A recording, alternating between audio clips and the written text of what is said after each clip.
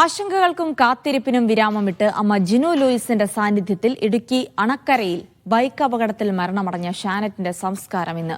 കുവൈത്തിൽ നിന്ന് അമ്മ എത്താത്തതുകൊണ്ടാണ് ഷാനറ്റിന്റെ മൃതദേഹം കഴിഞ്ഞ ഒരാഴ്ചയായി മോർച്ചറിയിൽ സൂക്ഷിച്ചിരിക്കുകയായിരുന്നു. സാങ്കേതിക തടസ്സം മൂലം യാത്ര തടസ്സപ്പെട്ട ജിനുവിനെ സർക്കാർ ഇടപെട്ടാണ് കേരളത്തിലെത്തിച്ചത്. ഇന്നലെ വൈകിട്ടോടെയാണ് ഷാനറ്റിന്റെ അമ്മ ജിനു ലൂയിസ് നാട്ടിലെത്തുന്നത്. ഏജൻസിയുടെ തൊഴിൽ തട്ടിപ്പിനിരയായി ജിനു കുവൈറ്റിൽ തടങ്കലിലായിരുന്നു. കഴിഞ്ഞ തിങ്കളാഴ്ച നിയമപരമായ നടപടികൾ പൂർത്തിയാക്കി നാട്ടിലേക്ക് പുറപ്പെടാൻ ഒരുങ്ങുമ്പോഴാണ് കോവിഡ് വ്യാപനവും യുദ്ധ സാഹചര്യങ്ങളും മൂലം യാത്ര തടസ്സപ്പെട്ടത്. ഇതോടെ ഷാനത്തിന്റെ മൃതദേഹം സംസ്കരിക്കുന്നത് നീണ്ടു. ഇതേ തുടർന്ന് സംസ്ഥാന സർക്കാരും എംപിമാരും കുവൈറ്റ് മലയാളി അസോസിയേഷൻ ഭാരവാഹികളും അണക്കര സ്വദേശികളായ പ്രവാസികളും എല്ലാം ചേർന്ന് നടത്തിയ പരിശ്രമത്തിന്റെ ഫലമായാണ് ജിനുവിന് നാട്ടിലേക്ക് മടങ്ങിവരാൻ സൗകര്യമൊരുങ്ങുന്നത്.